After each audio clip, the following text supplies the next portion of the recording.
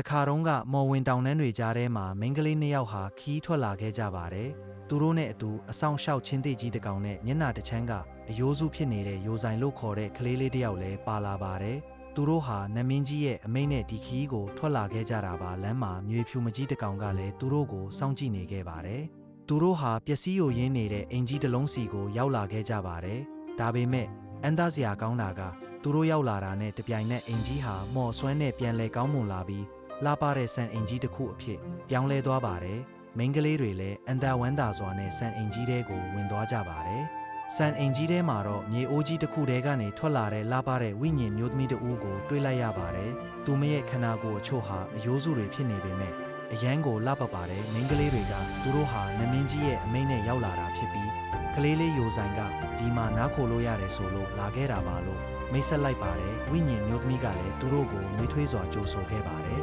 ညချိန်ရောက်တော့ကလေးလေးယိုဆိုင်အိပ်ပျော်သွားတဲ့အခါဝိညာဉ်မျိုးသမီးကသူမရဲ့မော်ဆွမ်းတဲ့ကလေးလေးကိုကုသပေးခဲ့ပါတယ်အဲ့ဒီနောက်အဲ့ဒီမိန်းကလေးတွေကိုလည်းသူမကိုယ်တိုင်လှုပ်ထားတဲ့တောင်ပေါ်ဒေသထွက်တရေစာမုံတွေနဲ့အိတ်ခန့်ကျွေးမွေးခဲ့ပါတယ်မိန်းကလေးတွေကလည်းအယမ်းရတာရှိတယ်လို့ချီးကျူးခဲ့ကြပါတယ်အဲ့ဒီအချိန်မှာအမဖြစ်သူကဝိညာဉ်မျိုးသမီးကိုမေးခွန်းတစ်ခုမေးလိုက်ပါတယ်တခင်မဘာလို့ဒီမှာရှိနေတာလဲ